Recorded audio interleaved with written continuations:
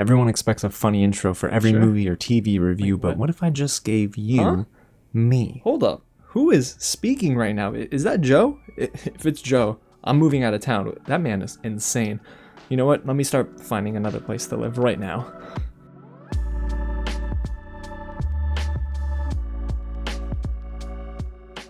What's going on, everyone? James here with another real review, and today we're getting into season 3 of You, which is now streaming on Netflix. If you haven't already watched season 1 and season 2, you're going to need to go back and watch both of those before you hop into this, because it picks up right where we left off.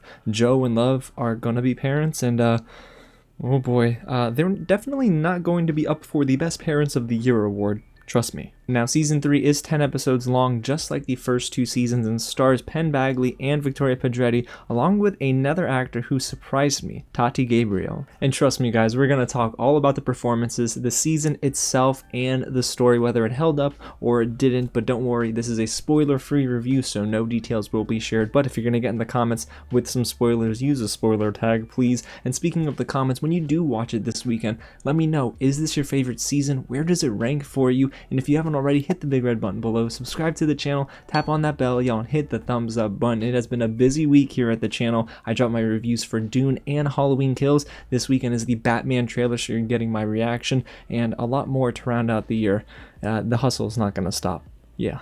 Alrighty, guys, so let's get into the positives. And like I said, this season picks up right where we left off. No, not with Joe about to kill Love, but with the fact that they're both going to be parents, and Love is pregnant with their child. And honestly, this season really does revolve around both Penn Badgley and Victoria Pedretti, who play Joe and Love. Both of them actually turned in very solid performances, but it's funny because I expected them to. I just didn't expect them to actually play off one another very well from episode 1 all the way to the finale. I do think Penn Badgley's voiceovers are still chilling, while Victoria Pedretti actually gets some voiceovers of her own here too. So it's almost like whatever you can do, I can do better type of thing. And I love the fact that both of them have this dynamic, and honestly, I didn't really see the ending coming, so that is a good thing. Both characters were able to sell it very well and still have some tricks up their sleeves. And when they do go back and forth, whether it be in dialogue or voiceovers, I think the juxtaposition is pretty clever. But it is Victoria Pedretti who, to me, has a stronger performance of the two, and she showcases that perfectly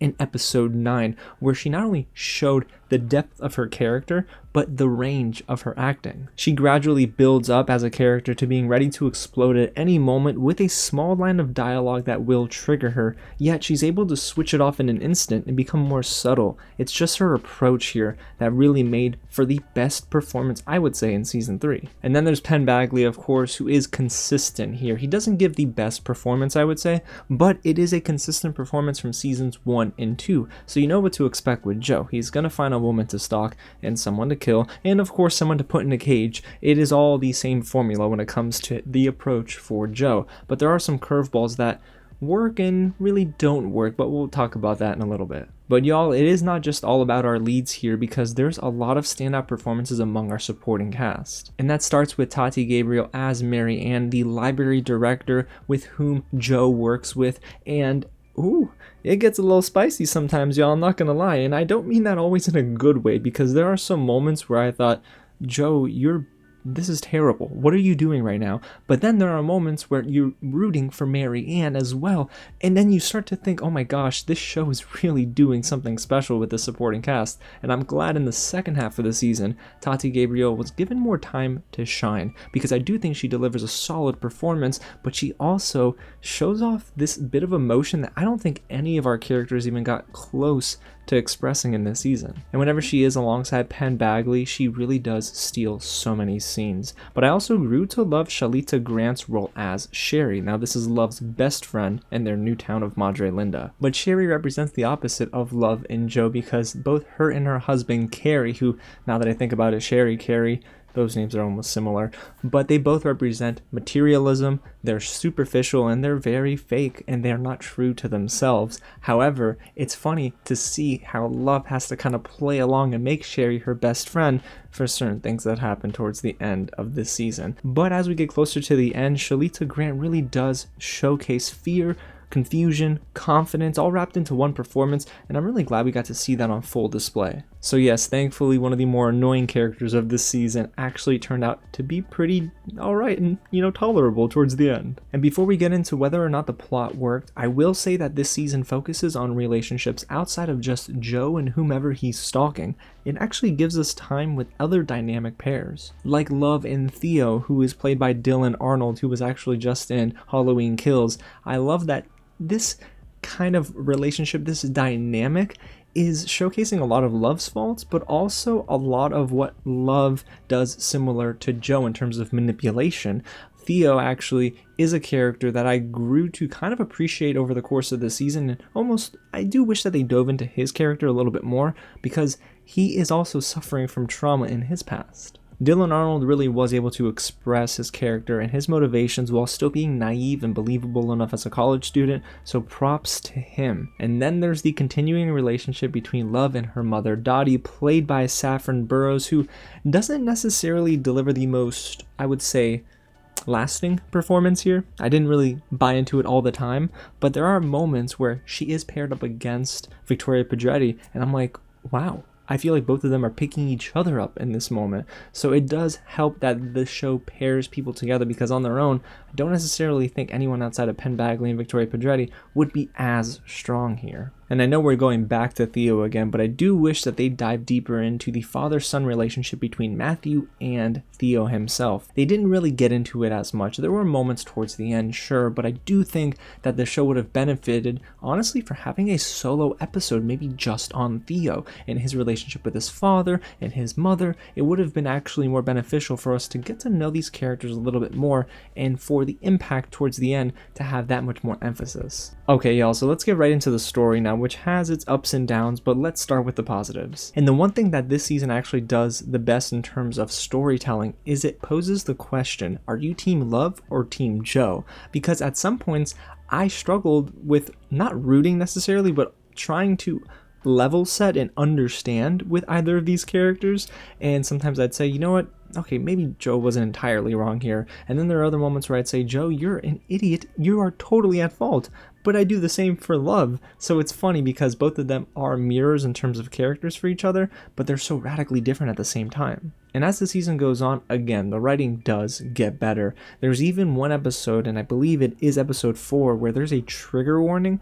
because the subject matter is a little tough to stomach, but it shows that this series can get a little serious at times. So I do think that it was necessary, it was needed, even though, of course, and we'll talk about it later, this show doesn't always stray away from the more melodramatic elements. So if you love the vibe of seasons 1 and 2, you will be happy to know that this show is even more self-aware in season 3. It even has commentary on anti-vaxxers, the pandemic, and the 1% lifestyle, even though I do think it's laid on a little too thick in episode 3, and we'll talk a little bit about episode 3 later in the negatives, but I think that the show could have done with a better balance. However, when they do address it, it did make me smirk sometimes, and I thought, okay, yeah, this is different from what we got in seasons 1 and 2. And if you're wondering about the twists and turns, yeah guys, season 3 has some mind-blowing moments. And I mean it when I say mind-blowing moments. There were times where my jaw was on the ground, but what I will say is that this series is all about those crazy twists that you don't see coming. And when it happens, man, the shock value is definitely aiding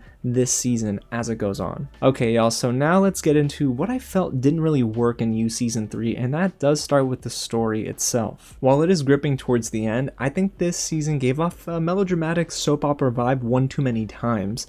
The reason season 1 worked is because, okay, it had some drama and I took it for what it was, but season 2, the reason why it was the best is because it matured. It allowed us to play around with certain story beats that weren't typical, that weren't as predictable, but season 3 reverts back to those habits of season 1, and I don't think that's necessarily a good thing. And yes, guys, I understand that You has always been very over the top, but season 3 does take some turns that really notches it up to an 11. Episode 3 is a perfect example of that, actually. It has some elements that I thought, yes, it works, but episode 3, not only is it the worst episode of this entire season, but the writing is just absolutely cringe. The dialogue is not believable, but we find that bit of dialogue among Sherry and her friends and the residents of Madre Linda a lot in this season, so it does pull me out. So there were moments where I thought I should be very immersed in what's going on, but I couldn't help but think of anything but. And with the writing being hit and miss, I will tell you that I also did not like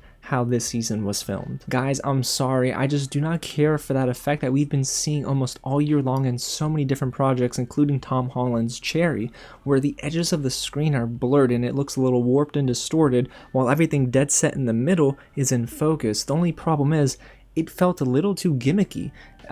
Every episode had that effect in You Season 3, and I was a little disappointed because it distracted me. There were times where I should be focusing in on Joe and Love, and instead I was looking at the edges of the screen thinking, okay, is this going to go away anytime soon? But unfortunately, it was present in every single episode, and it is a little tough to sit with because it's just so incredibly distracting. And unfortunately, it also doesn't add anything to me. And speaking of things that don't really add to this season, guys, there's a lot of emphasis on Joe's childhood and his past trauma. On the surface, that sounds good because it does give you a little bit more insight into Joe's childhood and why he is the way he is. It's always interesting to try to get in the mind of a serial killer or just a killer in general. But I will tell you that the first instances that we get of Joe's childhood in those flashbacks, I actually liked. But it's the issue of it not being executed properly as the show goes on. We get a lot of flashback moments in the final chunk of this season, and I will be honest, a lot of them didn't need to be as long as they were, and we also didn't need to get as many. I kind of understood where they were going, so they should have just reduced it a little bit, but instead it becomes a theme as the series goes on, and I thought to myself, alright, season 3, we get it. Joe is pretty much exhibiting similar tendencies and habits as a child as he is now as an adult. It's just harping on it too much, and it really is very on the nose. Okay, I'm not trying to sound too negative, but I do have one more drawback for this season, and I do think it's the writing for our characters that was just lackluster one too many times. There are a lot of character turns here, guys, that don't make too much sense to me. Like, okay, on paper, maybe it sounded better than it played out on screen, but I keep thinking back to some characters here like Dottie who do certain things that just don't really line up for me. And if anything, I actually think it made this show unbelievable in the worst way possible. And outside of Joe and Love, I didn't really get into a groove with any of our other characters in this season until episode 4, so this season does take a little while to get going, which can probably hurt the experience for some, but for me, I stayed patient and eventually I did think it was at least worth getting through all 10 episodes. So overall, you guys, You Season 3 really is what you come to expect from this series, and for better and for worse. There are a lot of twists, turns, and trust me, plenty of kills. And the freshest approach it had was really pinning the audience up against either Joe or Love, which was an awesome decision. But even though this season is bingeable, and yes, I got hooked after episode 4, I can't necessarily tell you that if you're not invested in this series, and you maybe are 1 foot in, 1 foot out, it's not going to be something you love, because even for me, as someone who's a fan of seasons 1 and 2, I didn't love season 3. Even though the intensity can sometimes take this show to another level, I just didn't feel as connected as I did in the previous 2 seasons. And honestly, when the season finale hit and the end credits ran, I thought, is there enough for a season 4? Because if I'm not mistaken, they actually got greenlit for another season. So I just don't know if there's enough in Joe and Love's story here for me to really be attached and want a season 4. I almost am afraid they might milk it at some point, because when everything is said and done, when the dust settles, I'm not necessarily convinced, honestly, as a viewer and a fan, that there's enough runway left for you. But fans of this series will still enjoy season 3. There are some solid performances here, like I said, unexpected twists that I enjoyed, and yeah, I would say they're still fun to be had. And I say fun, not in like, oh my gosh, this is great to watch. I mean fun as in what's coming next. I just wish I came away from You Season 3 loving it. I came away in the middle with You Season 3. So there you have it, you guys. That's my real review of You Season 3. Again, I don't think it'll have as much staying power as the first 2 seasons, but if you're a fan up to this point, it is worth a watch. But I need to know what y'all think about this season. Go ahead and get loud down below and let me know which episode is your favorite, which character is your favorite, and where does this rank among the first 3 seasons that we now have of You. And if you haven't already, go ahead and hit the big red button below, subscribe to the channel, tap on that bell, y'all, and get loud again in the comments, because I can't wait to have a conversation about this. I want to talk to so many people, but I can't because not everyone has seen this show. Alrighty, y'all. Again, thanks so much for watching, and I'll catch you at the next screening. And if I hear Joe's voice again somewhere, yeah, I'm buying another home.